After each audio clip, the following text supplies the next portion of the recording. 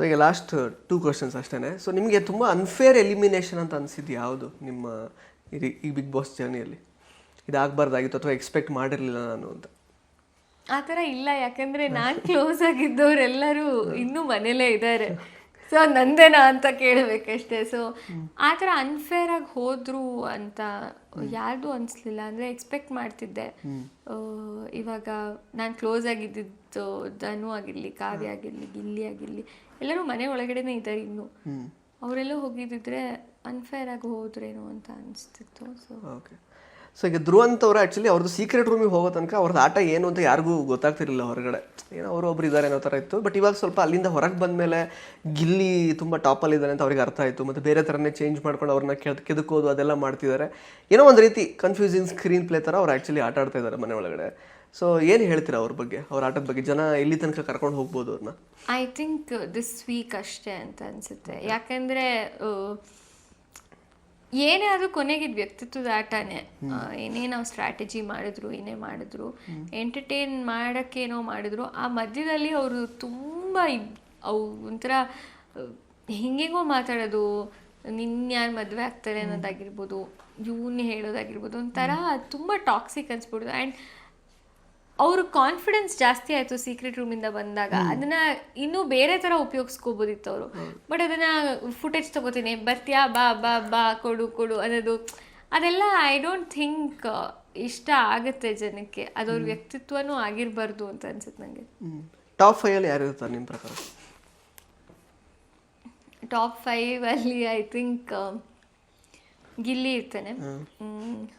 ಧನು ಇವಾಗ ಫೈನಲಿಸ್ಟ್ ಆಗಿರೋದ್ರಿಂದ ಅವನು ಇರ್ತಾನೆ. ರಕ್ಷಿತಾ ಇರ್ತಾಳೆ. ಆ್ಯಂಡ್ ರಘು ಸರ್ ಇರ್ತಾರೆ ಅನಿಸುತ್ತೆ.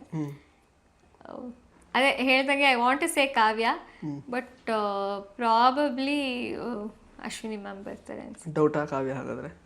ನನಗೆ ಹೊರಗೆ ಬಂದಮೇಲೆ ಈ ವೀಕೆಂಡ್ ಆದಮೇಲೆ ಸ್ವಲ್ಪ ಐ ಥಿಂಕ್ ಅವಳು ಕಷ್ಟ ಆಗ್ಬೋದು ಅನಿಸುತ್ತೆ. ಯಾರು ವಿನ್ ಆಗ್ತಾರೆ?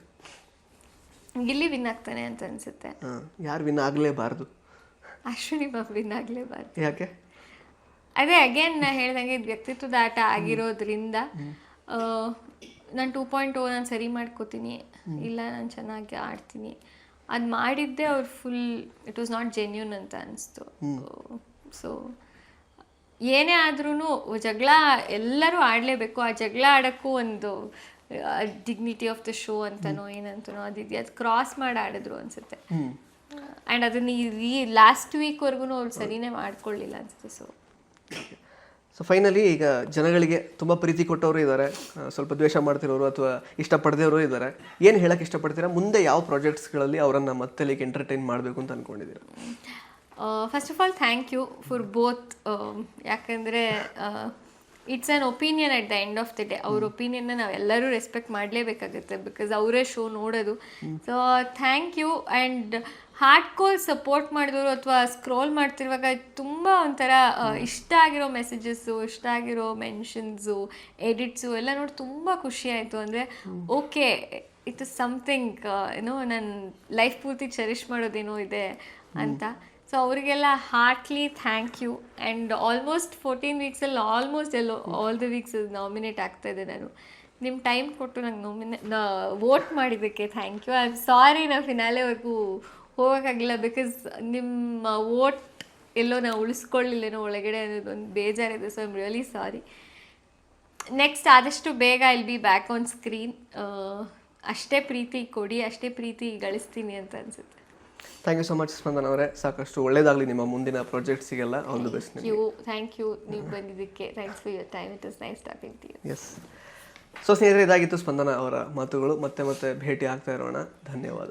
ಇಂಟ್ರೆಸ್ಟಿಂಗ್ ಮತ್ತು ಇನ್ಫಾರ್ಮೇಟಿವ್ ವಿಡಿಯೋಗಳನ್ನು ಮಿಸ್ ಮಾಡ್ಕೋಬೇಡಿ. ಈಗಲೇ ಸಬ್ಸ್ಕ್ರೈಬ್ ಮಾಡಿ.